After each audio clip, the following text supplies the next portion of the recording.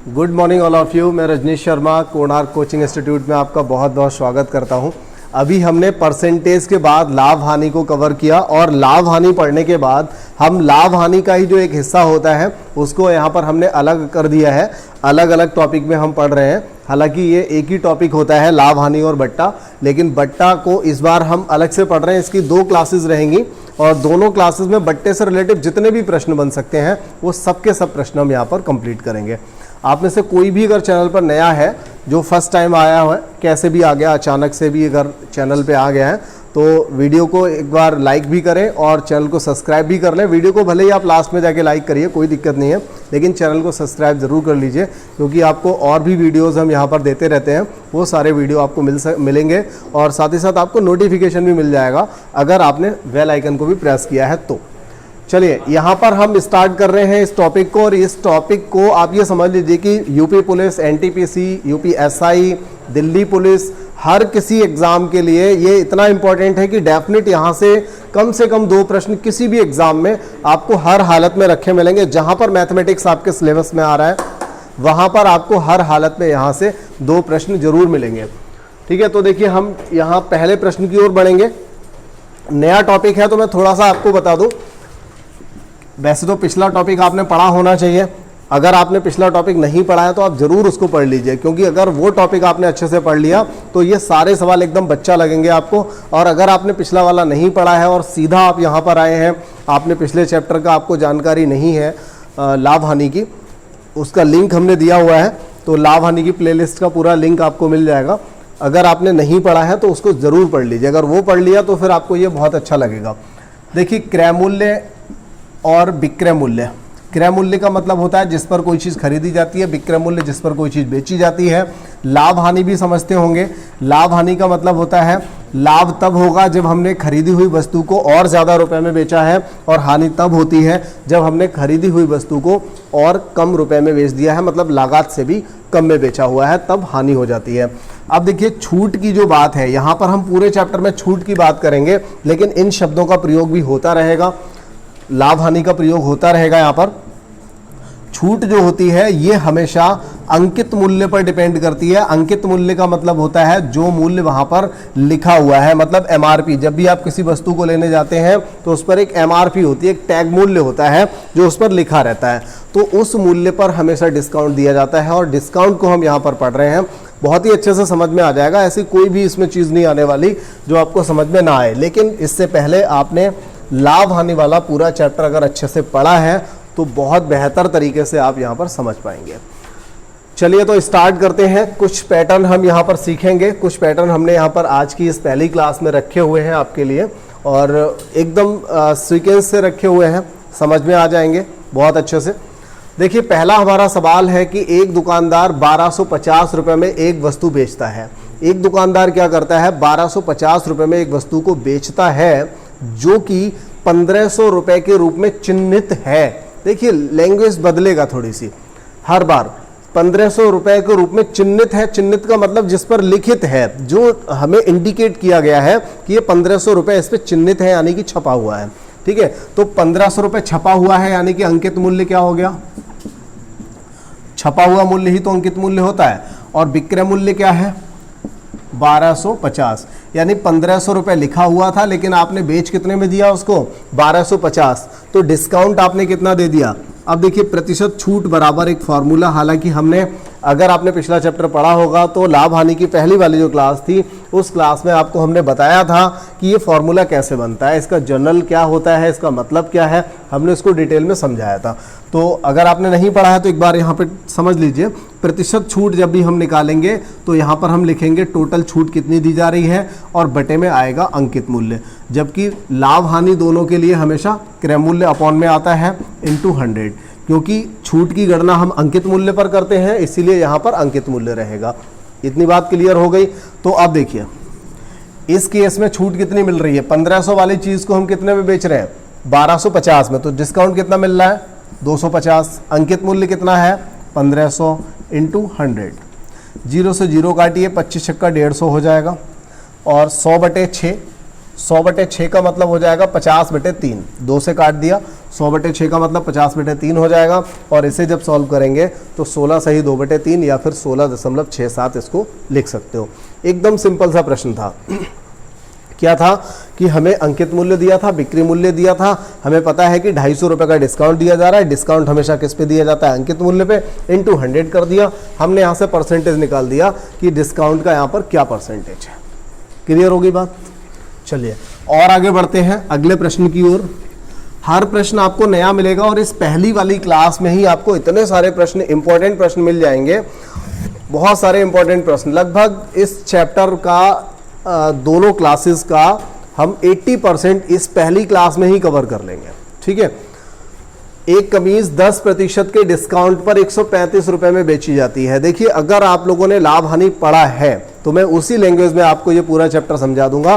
देखिए, 10% डिस्काउंट पर 135 रुपए में बेची जाती है। कितने रुपए में बेची जाती है? 135 में। 10% डिस्काउंट दिया मतलब जितना लिखा हुआ था उस पर 10% छोड़ा मतलब 90% में बेचा होगा। ठीक है ना? 10% छोड़ दिया यानी कि 90% में बेचा होगा। तो 100% निकाल दें तो कितना आएगा? 135 बटे ये संख्या 90 यहाँ आएगी, ये वाला 100 इधर आएगा। अभी कोई आप में से सोचेगा कि सर ये तो हमने पिछले वाले चैप्टर में जब पढ़ा था तो जब भी आप 100% निकालते थे तो हमेशा वहाँ पर क्या निकलता था? क्रय मूल्य निकल के आता था। लेकिन यहाँ पर ये अंकित मूल्य कैसे हो सकता है? हो सकता है किसी के मन में ये बात आ रही हो कि पिछले सवाल में भी हम, पिछले चैप्टर में भी हर सवाल में हम 100% निकालते थे, हर बार क्रय मूल्य निकल के आता था, लेकिन यहाँ अंकित मूल्य कैसे? तो इसका जवाब ये है, पिछली बार हम क्या लगाते थे? 10% हानि हुई, 10% या 20% लाभ हुआ। जब हम लाभ बराबर लगाया करते थे, हानि बराबर लगाते थे, तो हानि या लाभ का जब 100% निकालेंगे तो क्रय मूल्य आएगा, क्योंकि लाभ और हानि क्रय मूल्य पर डिपेंड करता है। यहाँ हम 10% का डिस्काउंट दे रहे हैं, आफ्टर डिस्काउंट हमने इसको 90% में बेचा है। ये अंकित मूल्य का 90% है, तो इसका जब 100% निकालेंगे तो अंकित मूल्य आएगा। इस बात का ध्यान रखिए, जब भी लाभ हानि का 100% निकालेंगे तो क्रय मूल्य आएगा, जब भी हम छूट का 100% निकालेंगे तो अंकित मूल्य आएगा। बात समझ में आ गई होगी। 100% बराबर निकालना आप सभी लोगों को आता है। अगले प्रश्न की ओर बढ़ते हैं। अगला हमारा प्रश्न है करीब। करीब कोई एक व्यक्ति है, करीब एक वस्तु को उस पर अंकित मूल्य से 25% छूट पर खरीदता है, उसे 660 रुपए में बेचने पर 10% लाभ भी कमाता है, तो बताइए उसका अंकित मूल्य कितना है? देखिए, कैलकुलेशन तो ऐसी है कि अगर आपने 2-4 बार पढ़ा है तो आप आंसर ऐसे लगा सकते हो। कुछ भी नहीं है इन सवालों में। समझिए जरा मैंने इसको कैसे लगाया। देखिए, 660 का जब भी हम 10% में बेचते हैं वो वस्तु हमेशा 600 रुपए की होती है, क्योंकि 600 का 10% 60 होता है, तभी वो वस्तु 600 की होती है और 660 की बिकती है। और 600 रुपया अगर किसी से 25% कम है तो वो 800 हुआ करता है। 800 का 25% 200 होगा, 200 कम कर दिया तो 600 में बिकेगा। 800 रुपए की वस्तु थी। लेकिन ऐसी काम नहीं चलेगा, हम आगे भी पढ़ाएंगे, इसको डिटेल में भी बताएंगे आपके लिए। लेकिन कुछ है नहीं सवाल में, सवाल आप ऐसे ही करोगे। चलिए, अंकित मूल्य पूछा है, हमने मान लिया कि अंकित मूल्य हमारा x है, और डिस्काउंट हम किस पे देंगे? डिस्काउंट किस पे देंगे? अंकित मूल्य पर देंगे। और अंकित मूल्य यहाँ पर क्या हो जाएगा? मतलब x, और x का जब 25% डिस्काउंट देंगे तो 75% में हम इसे बेचेंगे। कितने में बेचेंगे? 75% में। लेकिन जिस व्यक्ति ने 25% डिस्काउंट पर खरीदा है उसने इसे कितने रुपए में खरीदा होगा वो हम लगाएंगे यहाँ पर। 25% डिस्काउंट के बाद कितने रुपए में खरीदा वो हमें यहाँ पर पुट करना पड़ेगा। लेकिन वो हमारे पास है या नहीं है जरा देखते हैं। तो कह रहा है उसने खरीद लिया और खरीदने के बाद उसने 660 का बेचा, तो उसे 10% का लाभ हुआ। इसका मतलब यह हुआ कि जिस व्यक्ति ने खरीदा था उसने 10% के फायदे पर इसको बेचा 660 रुपए का। 10% के फायदे पर बेचा 660 का, तो 100% बराबर क्या हो गया? 600 रुपया।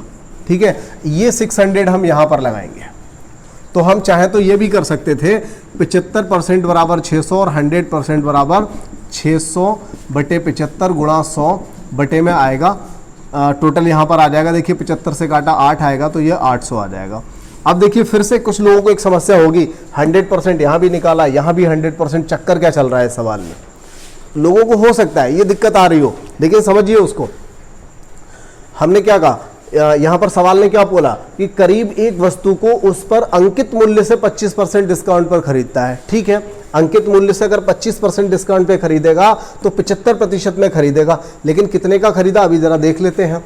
तो ये हमें तो दिया नहीं गया है कि कितने का खरीदा, लेकिन ये तो बताया है कि खरीदा और उसे 660 रुपए में बेचा तो 10% का फायदा हुआ। तो जब 660 में बेचा 10% का फायदा हुआ तो आखिर ये वस्तु कितने की खरीदी होगी उसने, तो हम निकाल सकते हैं ना। ये काम अगर आप ऊपर वाली लाइन को छोड़ दें तो पिछला काम तो आप पिछली वाली क्लास में आपने बहुत बार किया, पिछले 2-3 दिन लगातार आप यही करते आ रहे हो कि 660 बराबर अगर 110% है तो 100% बराबर 600 आएगा।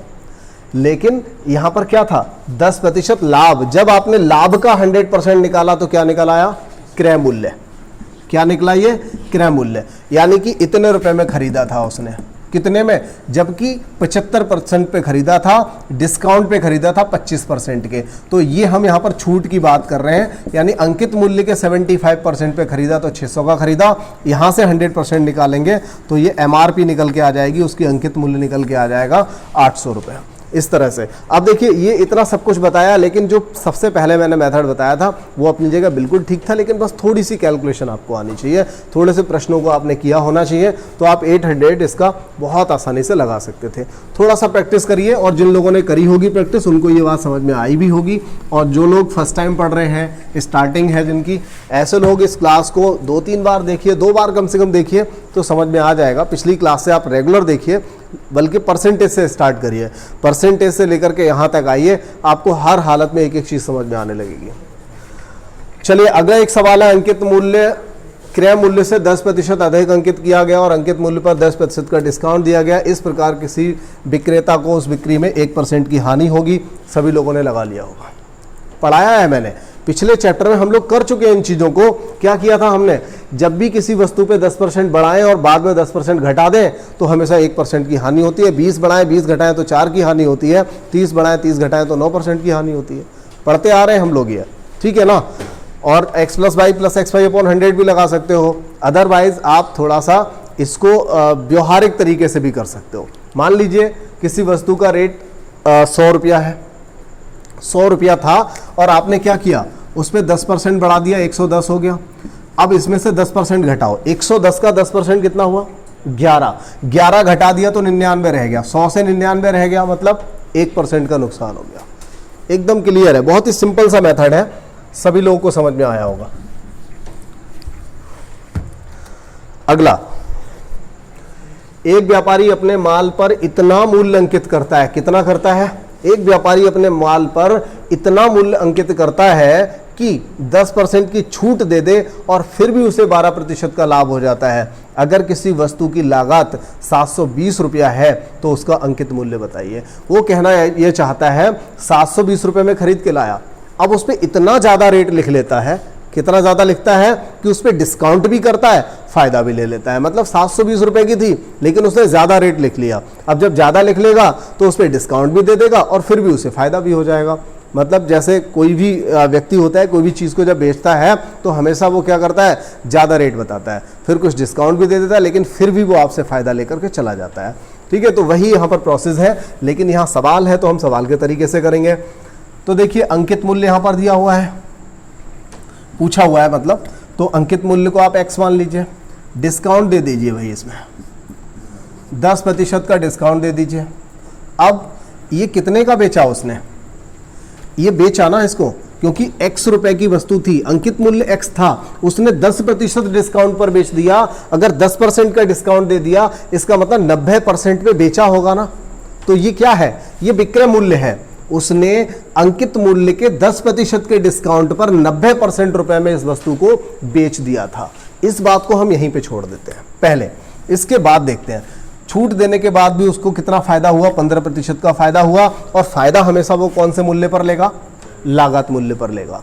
तो एक काम करते हैं, यहां पर लिख लेते हैं लागत मूल्य पर उसने फायदा लिया कितना, 15%, यानी कि 720 का 115% हो जाएगा। अगर 720 के 115% पर ये बेच रहा है तो भी हम यही, तो इसको नहीं देखेंगे अभी, इसको मत सोचिए, ये तो आपको पता है ना कि ये विक्रय मूल्य है, पता है ना, क्योंकि अंकित मूल्य से 10% के डिस्काउंट पर ये किसी व्यक्ति ने बेचा है, मतलब ये विक्रय मूल्य है। और ये क्या है, ये 720 रुपए की वस्तु को 115% पर 15% के फायदे पर बेचा है, तो ये भी तो विक्रय मूल्य है। क्या हम दोनों को बराबर नहीं रख सकते? अगर बराबर रख लिया तो ये लो आंसर आ गया। 15 छक्का 90 और नहीं 15 से तो नहीं कटेगा ये, चलिए हाँ ऐसे ही कर लेते हैं। 90 को ऐसे ही जिंदा रहने दो। देखिए 0 से 0 काट लीजिए, 9 अट्ठे 72 हो गया। तो x बराबर 8 गुणा 115 यानी कि 920, 920 आपका आंसर हो गया। ठीक है, 15 अट्ठे 120 और 8 कम 8, 800 प्लस 120 बराबर 920। तो यहाँ से आपको ये मिला। एकदम बेहतरीन सवाल था, बढ़िया प्रश्न था। आप इसको इस तरह से कर सकते हो। दूसरा मेथड भी लगा सकते हो, 720 का 15% आप अलग से निकाल लो। 720 का 15% आप अलग से निकालो और उसे 90% बराबर लगा दो, 100% निकाल दो। बात एक ही है, प्रोसेस यही है, करते हम यही काम करते हैं, यही उसका बेसिक है और जनरल जो मेथड है वो यही है। लेकिन अब यह है कि सोचने का तरीका है। आप ये लैंग्वेज जो भी लास्ट में दी हुई थी ओरल कर सकते हैं, तो आप उसको ओरल भी लगा सकते हो। संख्या जब सिंपल आ जाए ओरल लगा दो, थोड़ी कठिन लगे तो लिख के कर लो। अब देखिए अगला सवाल यहाँ पर एक और आया। कोई व्यापारी अपनी वस्तुओं के मूल्य उनके क्रय मूल्य से 20% अधिक पर अंकित करता है। एक व्यापारी क्या कर रहा है, अपनी वस्तु को जितने रुपए में खरीद कर लाया उससे भी 20% अधिक लिख दिया। फिर वह क्या करता है, अंकित मूल्य पर एक ऐसी छूट देता है जिससे उसे 8% का लाभ होता है। मतलब वो इस पर छूट भी देता है, इस पर छूट भी देता है। पहले तो 20% ज़्यादा लिखता है, फिर कुछ छूट भी देता है और फिर भी उसे 8% का लाभ हो जाता है। तो बताइए कि उसने छूट कितनी प्रतिशत दी थी। देखिए इसी सवाल और इन्हीं संख्याओं से बनने वाला एक सवाल था जो आपका 2013 यूपीपी कांस्टेबल में आया हुआ प्रश्न था। इसी सवाल से यही संख्याएं थी, वहां पर शायद 8% प्रॉफिट वाला पूछा गया था, डिस्काउंट 10% वहां दे रखा था। सेम संख्याएं थी, यही सवाल, लैंग्वेज थोड़ी सी बदल करके दिया होगा, वो यही सवाल आ चुका है। तो एक बार समझिए जरा, करना क्या है सवाल में। मेथड कई है, लेकिन जहां तक ओरल वाला मेथड जितना सिंपल होता है इतना सिंपल कोई दूसरा मेथड नहीं होता। किसी वस्तु को 20% अधिक अंकित कर दिया। मान लीजिए वस्तु 100 रुपए की थी, अगर 100 रुपए वाली वस्तु पे 120 लिख देंगे तो फिर क्या होगा, कह रहा है कि फिर भी उसे 8% का लाभ होगा। भाई वस्तु कितने की थी, 100 रुपए की, 8% लाभ होगा यानी 108 का उसने फिर भी बेचा होगा। अब बताओ 120 वाली वस्तु को 108 में बेच रहा है, इसका मतलब 12 रुपए का डिस्काउंट दे रहा है। 12 रुपया, 12% नहीं है, गलती मत कर देना ये वाले, 12 रुपए का डिस्काउंट दिया। ये 12 रुपए का डिस्काउंट उसने कौन से रेट पे दिया, 120 पे, यानी कि 10% हो गया। चलिए थोड़ा सा लिख के कर लेते हैं। थोड़ा सा भी हमने समझा था, 100 रुपए की वस्तु थी, 100 रुपए की वस्तु थी, 20% ज्यादा लिख लिया, 120 लिख लिया। अब क्या कर रहे हैं, 100 रुपए की वस्तु पे अभी भी 8% का फायदा चाहिए, तो 108 की अभी भी बेचेंगे, यानी कि 12 रुपए की डिस्काउंट दे रहे हैं। 12 की डिस्काउंट दे रहे हैं कौन से रेट पे, अंकित मूल्य पे, जो कि हमने 20% ज्यादा लिखा हुआ था, इनटू 100। तो 12 से इसको काटा, 0 से 0 यानी कि 10% आंसर हो गया। मन कर रहा है तो थोड़ा सा और लिख सकते हो, मतलब बड़ा ही करना है। पैसे तो ये दूसरा मेथड हो गया, फर्स्ट हमने ओरल किया, उसको थोड़ा सा लिख लिया। चाहे तो आप और भी लिख सकते हो, लिखने के लिए कोई दिक्कत नहीं है। आप इस तरह से भी कर सकते हो, जैसे आपने किया कि 100 रुपए की वस्तु थी, 20% बढ़ा दिया, दोबारा इसको कितने प्रतिशत पर बेचा कि 108 का फिर से बिक गया, ये हटा दो।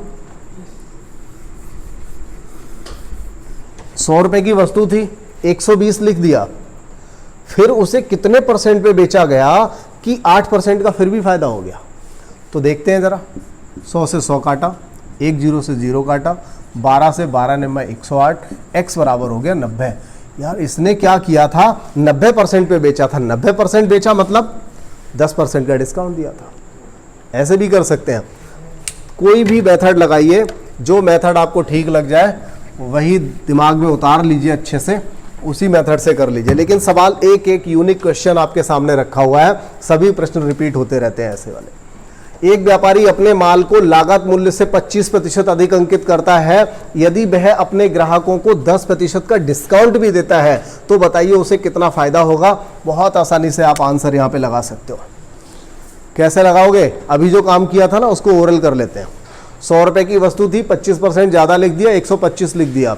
125 पे 10% का डिस्काउंट, 125 का 10% कितना हुआ? 12.5।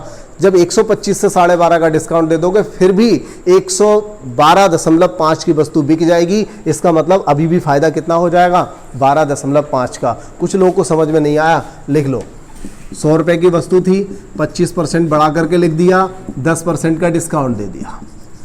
ये लो, 2 जीरो से 2 जीरो गए, 1 जीरो से 1 जीरो गया, 5 दूनी 10, 5 से काटा इधर 25, 25 और 9 का गुणा 225 बटे 2, 225 से इसको काटेंगे, मतलब 2 से 225 को काटेंगे, 112.5 हो जाएगा। 112.5 का मतलब क्या हुआ?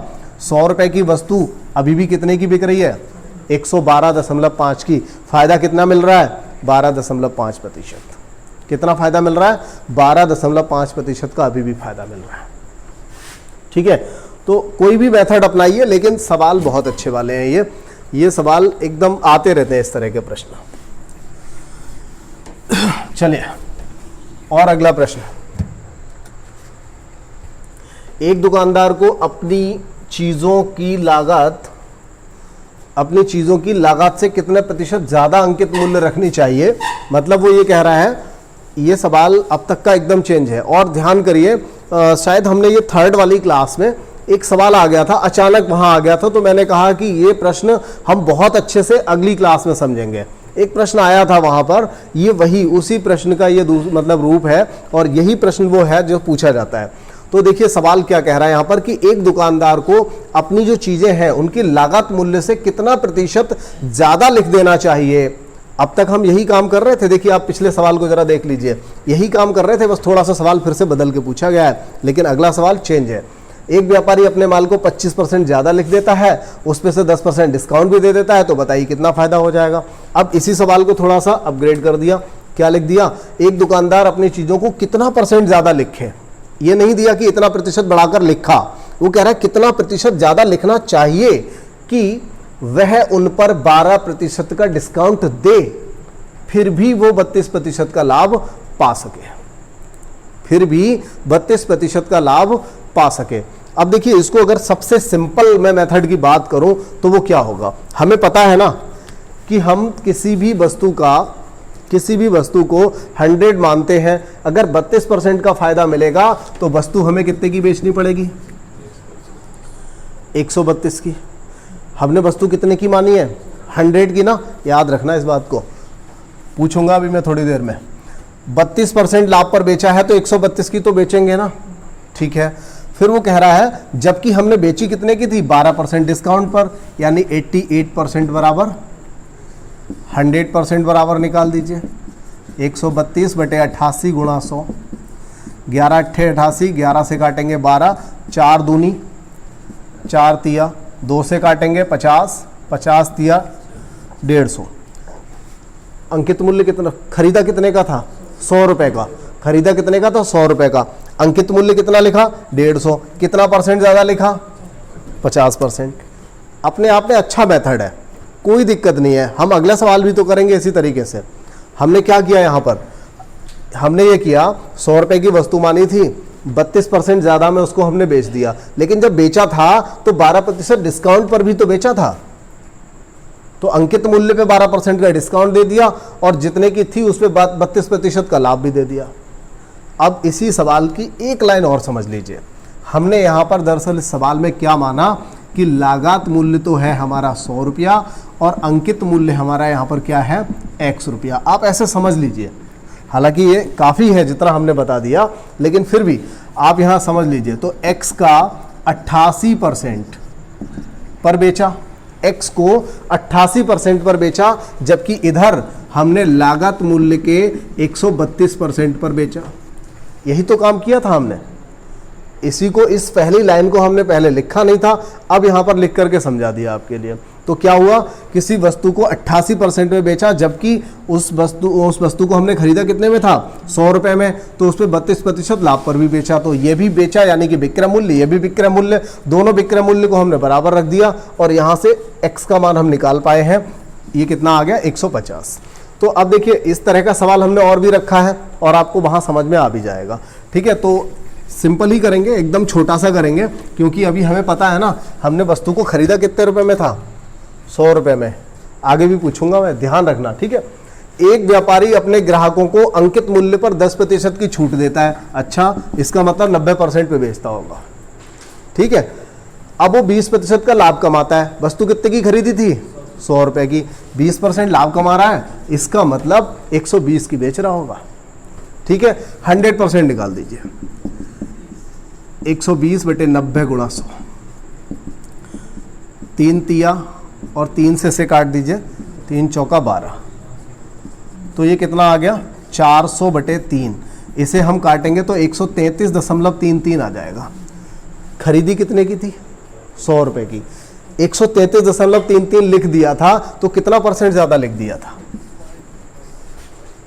ठीक है। एकदम क्लियर है। मतलब ये सवाल भले ही देखा जाए तो ये सवाल अब तक का सबसे टफ है लैंग्वेज के हिसाब से, लेकिन आप अपना सिंपल तरीके से ही कर रहे हो। सभी को समझ में आ गया होगा।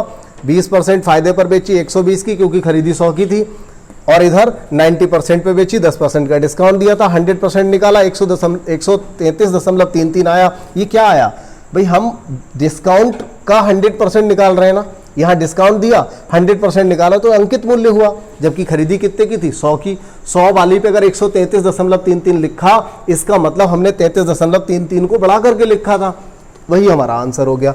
चलिए, बात तो समझ में आ गई होगी। 2 प्रश्न आपने एक जैसे कर लिए, लेकिन एक प्रश्न और कर लेते हैं।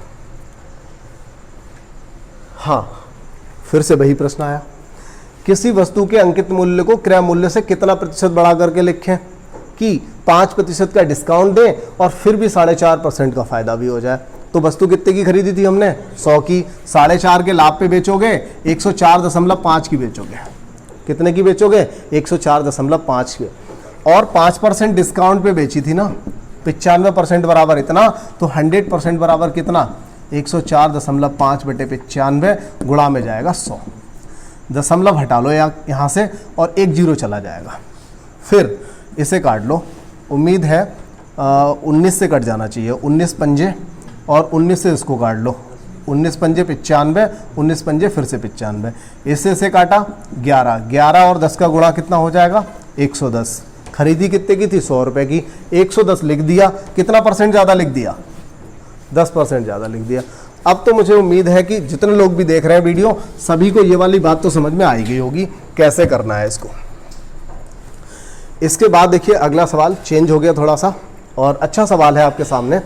किसी वस्तु को बेचने पर 25% तथा 5% की क्रमिक छूट एक अकेली छूट के रूप में कितनी होगी।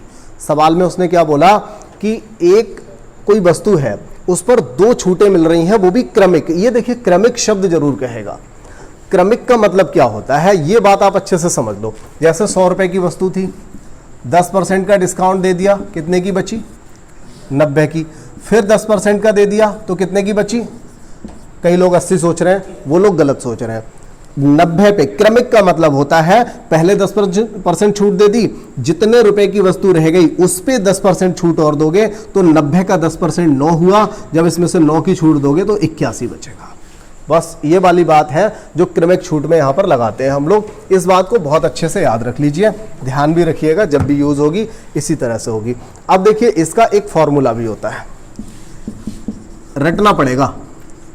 हमने एक फॉर्मूला पढ़ा था ये वाला, x + y + xy/100। जब भी हम एकल छूट, समतुल्य छूट, समतुल्य बट्टा, एकल बट्टा से मतलब वही 2 या 3 बट्टे होंगे, उनका एकल बट्टा क्या होगा। कहने का मतलब यह है 25% छूट दें, थोड़ी देर बाद उस पर हम क्या करें 5% छूट और दे दें। तो इस तरह से इतनी छूट दें, और या फिर इकट्ठी कितनी छूट दे दें, बस ये जानना चाहता है। एकल छूट का मतलब वही होता है, ठीक है।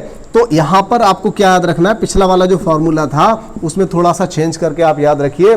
जब भी एकल छूट के लिए पूछा जाएगा तो यहाँ पर क्या हो जाएगा, माइनस हो जाएगा। लेकिन ये जरूरी नहीं है कि आप इस फॉर्मूले को याद रखें, जरूरी बिल्कुल नहीं है, बिना फॉर्मूले के भी हो जाएगा।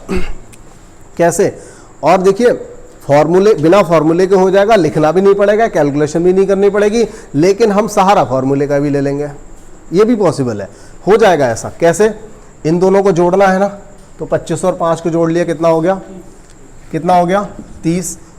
फिर क्या करना है, एक्स वाई इन दोनों का गुणा करना है ना, 25 पंजे 125, 125 के बटे में जब 100 लाएंगे, 125 के बटे में जब 100 लाएंगे तो कितना आएगा 1.25, इसमें से इसको घटा दो, कितना बचेगा 28.75, आपका आंसर हो गया।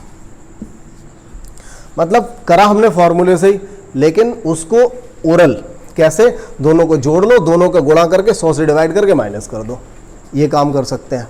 इसके अलावा और भी मेथड है, वो क्या है, मान लीजिए हमने कहा भाई 100 रुपए की वस्तु थी, 25% का डिस्काउंट दे दिया, सभी को पता है 25% डिस्काउंट देंगे तो 75% में बेचेंगे। फिर थोड़ी देर बाद 5% की और छूट दे दी, 5% की छूट हर बार 100 से ही देंगे, तो फिर से क्या हो जाएगा 95%। देख लेते हैं जरा, 25 तिया 75, 25 चौका 100, 95 और 3 का गुणा कर लेंगे तो 285 हो जाएगा बटे 4, 4 से काटेंगे 4 सत्ते 28, समझ लो अच्छे से, 4 एक कम 4, 1 बचा, दशमलव लगाया, 0 बढ़ाया, 10 हो गया, 4 दूनी 8, 2 बचा, 20 हो गया, 4 पंजे 20। यानी कि यहां से देखिए हमने क्या निकाला, मेथड अपने आप में ये भी अच्छा है, लेकिन हमने यहां से क्या निकाला, 100 रुपए की वस्तु को हम 71.25 की अभी भी बेच रहे हैं, 100 रुपए की वस्तु को 71.25 की अभी भी बेच रहे हैं। इसका मतलब हम डिस्काउंट कितना दे रहे हैं, अगर 100 रुपए की वस्तु को 71 का बेच रहे होते तो समझ लो कि 29% का डिस्काउंट दे रहे होते, और यहां पर हम डिस्काउंट कितना दे रहे हैं 28.75% का। आप 100 से भी कर सकते हो, अदरवाइज ये मेथड अपने आप में अच्छा है, काफी अच्छा मेथड है। अगले भी किसी सवाल में लगाएंगे।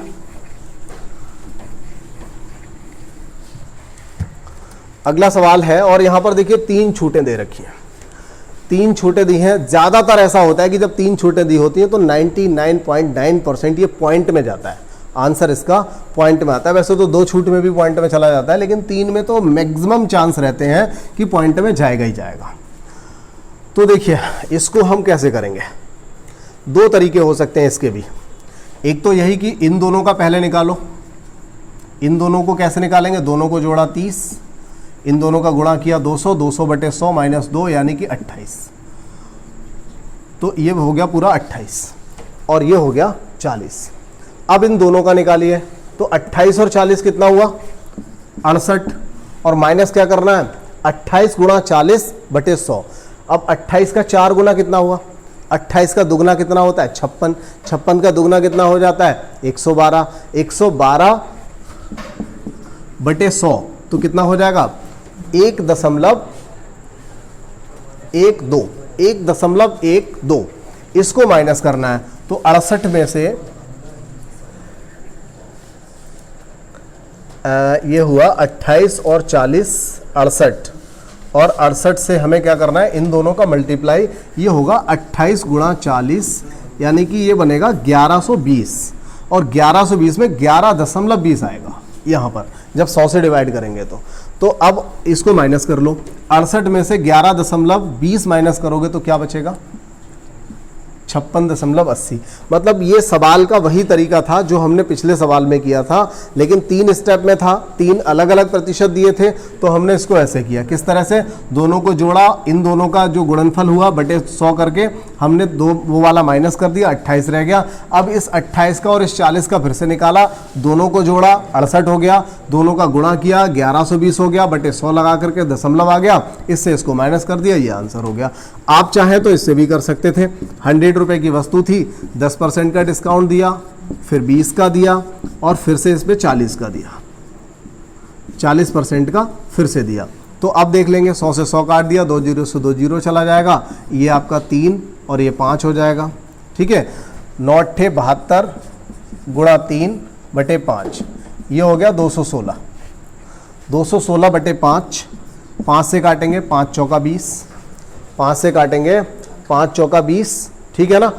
अब यहां से बचा 1 और ये हो गया 16, तो 5 दिया 15, फिर 1 बचा, 5 दूनी 10, 43.20 यानी कि 100 वाला माल अभी भी 43.20 का जा रहा है। इसका मतलब डिस्काउंट कितना हो रहा है, इससे इसको घटा दीजिए 56.80 का। लेकिन मैंने फिर भी कहा आपसे, तरीका जो पहले हमने यूज किया वो ज्यादा अच्छा था। ठीक है, अगर फॉर्मूला भी लगाएंगे, वो फॉर्मूला ही है एक तरह का, हमने जो पहले मेथड लगाया वो एक तरह का फॉर्मूला ही तो है, बस उसको हमने लिखा नहीं था, बस बिना लिखे ही हमने उस फॉर्मूले को अप्लाई कर दिया था। दोनों को जोड़ा, गुणनफल किया, 100 से भाग लगाया और माइनस कर दिया। ठीक है, यही तो किया था। अगला प्रश्न है हमारा 13 नंबर, और यहां पर ये बोल रहा है कि 20%, 10% तथा 10% की 3 क्रमिक छूटें देने के बाद एक कपड़ा धोने की मशीन 6480 रुपए में बेची गई, तो बताइए कि उसका आरंभिक अंकित मूल्य क्या था। कुछ भी नया नहीं है। आरंभिक अंकित मूल्य कितना था हमें पता नहीं, लेकिन उस पर हमने 20% की छूट दी, यानी कि 80% में बेचा।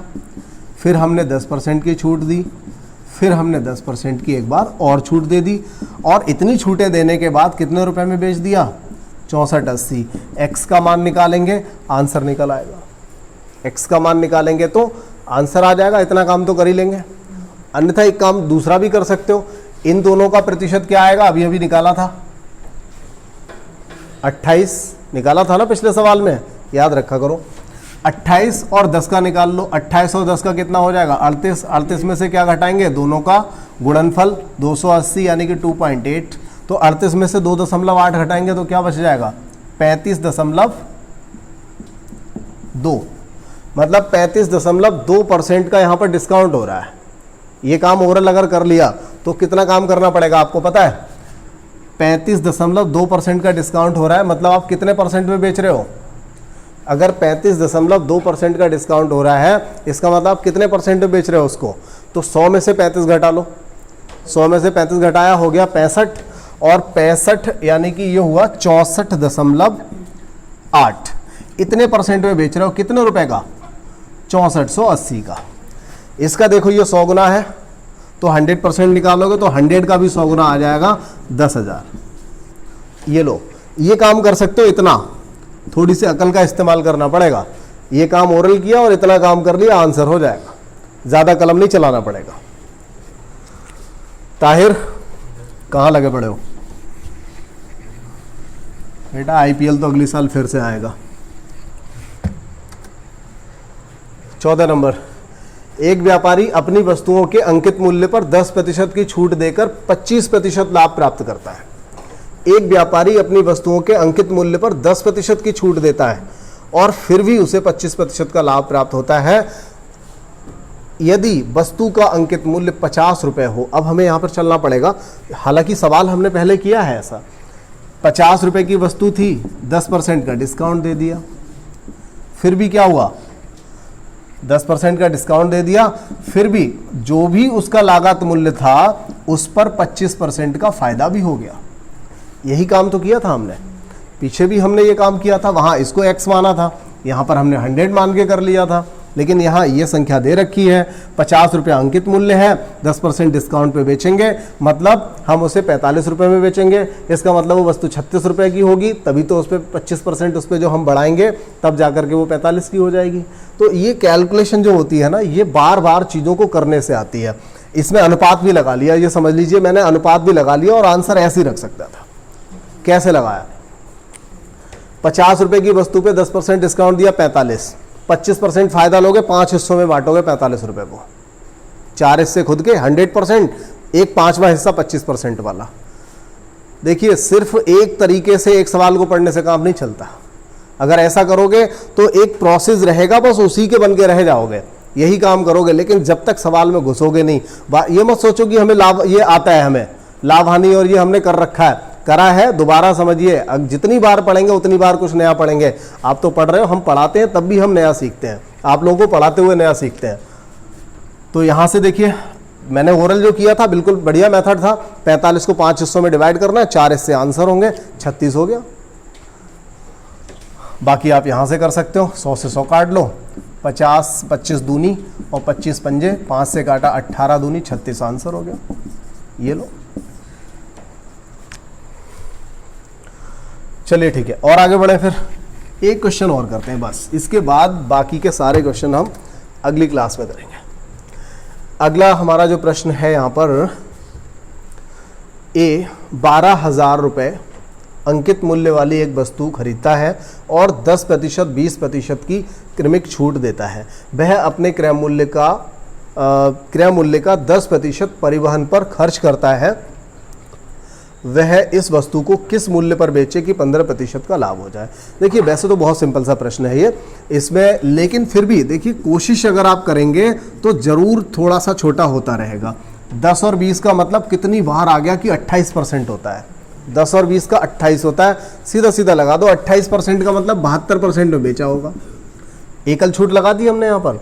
और याद जब बार बार करोगे तो अगर कहीं ऐसा सवाल आ गया तो देखते ही मार दोगे उसको तुरंत ही। तो देखिए ये एक डिस्काउंट दे दिया, डिस्काउंट के बाद ये इतने रुपए में उसने खरीद लिया। अब खरीदने के बाद देखिए 12,000 रुपए अंकित मूल्य था, 2 डिस्काउंट देकर के उसने इतने रुपए में खरीदा। खरीदने के बाद जितने रुपए में खरीदा उस पे परिवहन का खर्च दिया, यानी कि उसको भाड़े पर लेकर के आया। तो जितने में लेकर के आया था उसका 10% उसने उसके भाड़े में और लगा दिया। तो जितने का लेकर के आया था उसका 110% में आकर के उसकी दुकान पे वस्तु आई। ठीक है, अब इस पे वो चाहता है 15% का फायदा।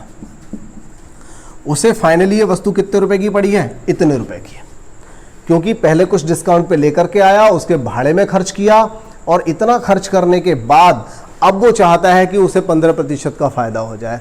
तो लगा दीजिए यहां से कितना आएगा, जो भी कैलकुलेट करके आप आंसर लाएंगे आपका आंसर यहां से मिल जाएगा। ठीक है, तो ये वाला जो आंसर है उसको आप कमेंट बॉक्स में डाल दीजिए, पता चल जाएगा आप लोग भी कैसी कैलकुलेशन कर रहे हैं।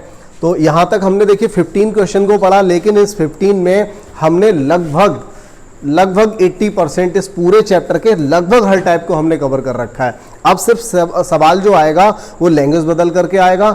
आए हुए प्रश्न कैसे हैं, किस तरह के प्रश्न एग्जाम में पूछे गए हैं, उन प्रश्नों को हम ले लेंगे यहाँ पर, और अगली क्लास में आपको वो सारे प्रश्न भी यहाँ दे दिए जाएंगे।